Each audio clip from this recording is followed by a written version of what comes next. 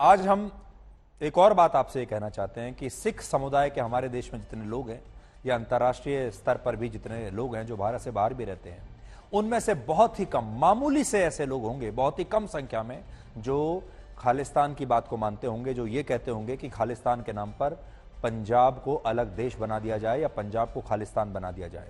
ऐसे लोगों की संख्या मुट्ठी भर है। आज भी ज्यादातर सिख समुदाय के लोग, हम ये कहेंगे कि वो राष्ट्रभक्त हैं, देशभक्त हैं, तिरंगे में विश्वास रखते हैं, भारत से प्यार करते हैं। लेकिन बाहर इस तरह का प्रचार किया जा रहा है पूरी दुनिया में कि पंजाब के लोग चाहते हैं कि एक अलग खालिस्तान बन जाए, जो कि बिल्कुल गलत प्रचार है, ये एक दुष्प्रचार है। अब क्या होना चाहिए? पुलिस कार्रवाई कर रही है, सरकार कार्रवाई कर रही है, लेकिन लोगों को क्या करना चाहिए? क्या लोगों की कोई जिम्मेदारी नहीं? क्या सिख समुदाय के जो लोग हैं, जो देशभक्त हैं, जो इस देश के लिए, इस देश की आन बान और शान के लिए, इस तिरंगे के लिए कुर्बानियां देते आए हैं, अब उनकी क्या जिम्मेदारी है? उन्हें क्या करना चाहिए? तो आज हम ये कहना चाहेंगे कि पंजाब में हर घर में अब तिरंगा लहराया जाना चाहिए। हर घर को, हर परिवार को यह बताना चाहिए पूरी दुनिया को कि वो खालिस्तान में नहीं बल्कि तिरंगे में विश्वास करता है। और अगर पंजाब के हर घर पर तिरंगा लहराएगा तो पूरी दुनिया में यह संदेश अपने आप चला जाएगा। इसलिए हम सिख समुदाय के लोगों से अपील करना चाहते हैं, पंजाब में जो लोग रहते हैं उन परिवारों से ये कहना चाहते हैं कि आप बड़ी संख्या में अपने घर के ऊपर या जो भी, जहां भी आप रहते हैं, आपके घर हैं, दफ्तर हैं, बिल्डिंग हैं, वहां पर आप तिरंगा लहराइए।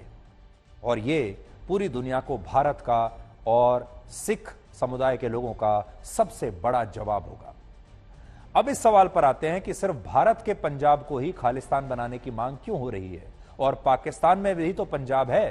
पाकिस्तान के पंजाब को खालिस्तान बनाने के लिए कोई आंदोलन क्यों नहीं चल रहा, जबकि असल मायनों में सिख साम्राज्य पाकिस्तान के पंजाब प्रांत से ही संचालित होता था। इसलिए अब हम आपको जो बातें बताएंगे वो आपको बहुत ध्यान से सुननी चाहिए।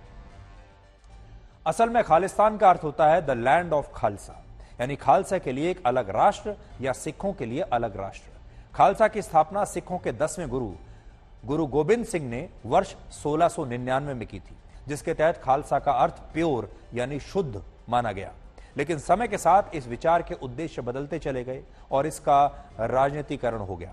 जब भारत में मुगलों का शासन था उस समय संयुक्त पंजाब में बहुत सारी रियासतें थी, और अगर ये रियासतें अलग अलग रहकर काम करती तो शायद मुगल इन्हें समाप्त कर देते, इन पर कब्जा कर लेते। इसलिए उस समय इन सभी रियासतों ने खुद को अलग अलग मिस्ल में संगठित कर लिया। मिस्ल का मतलब होता है अनेक समूहों में ये रियासतें संगठित होकर स्वतंत्र हो गई। यानी ये रियासतें मौलिक रूप से एक संघ का हिस्सा थीं, लेकिन इसके साथ ही ये स्वतंत्र भी थीं। इसे उस जमाने में सिख मिस्ल कहा जाता था, जिसने सिख साम्राज्य को एक रूप दिया। और सिख साम्राज्य ने संयुक्त पंजाब पर वर्ष 1767 से 1799 तक शासन किया।